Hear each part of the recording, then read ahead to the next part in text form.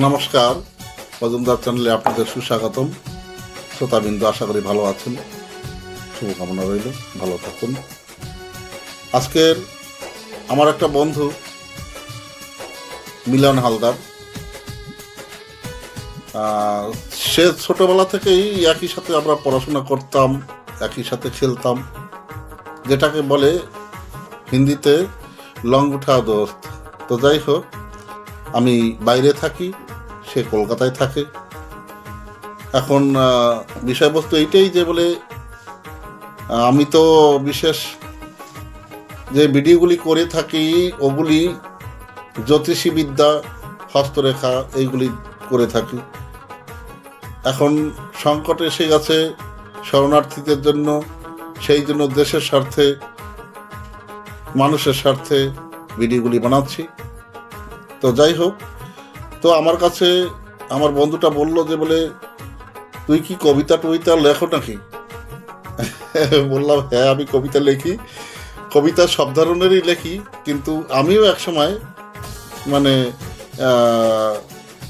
মানে আমার বিয়ের আগে ভালোবাসা করতাম। তো মেয়েটি যখন মানে ওই যেমন ফিল্মে হয়,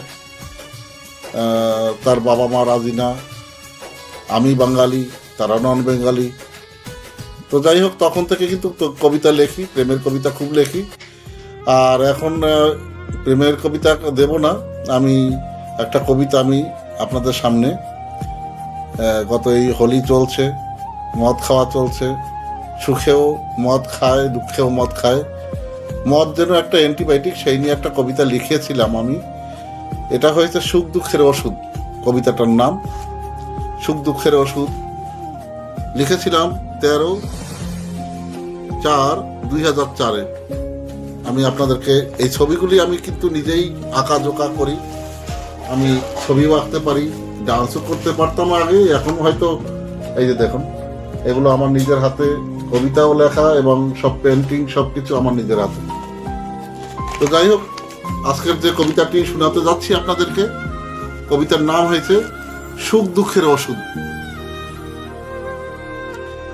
কোন কারিগর বানিয়ে গেল এই অ্যান্টিবায়োটিক মদ? খুশির দিনে দুঃখের দিনে সে পেল উঁচাই পদ। খুশির দিনে খেয়ে আনন্দিত মানুষগুলো নেচে, আনন্দে সবার ভরে মন, তাই রয়েছে শুধু বেঁচে। আবার দুঃখের দিনে খেলে পরে মনটা হয় সান্ত্বনা, দুঃখী হৃদয়ে ভুলে থাকে ক্ষণিক সময় যন্ত্রণা। বাঁচা মরার যখন কারো থাকে না কোনো হুঁশ, এমন দিনে খেলে পরে মদে রাখে খুশ। কবিতাটি কেমন হয়েছে? ভালো লাগলে নিশ্চয়ই লাইক কমেন্ট করবেন। ভালো থাকবেন।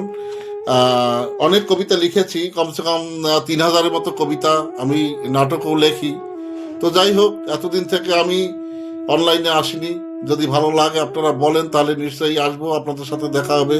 প্রেমের কবিতাও আছে, সুন্দর সুন্দর কবিতা আছে, বাচ্চাদের জন্য ছড়াও আছে। তো যাই হোক, ভালো থাকবেন। নমস্কার।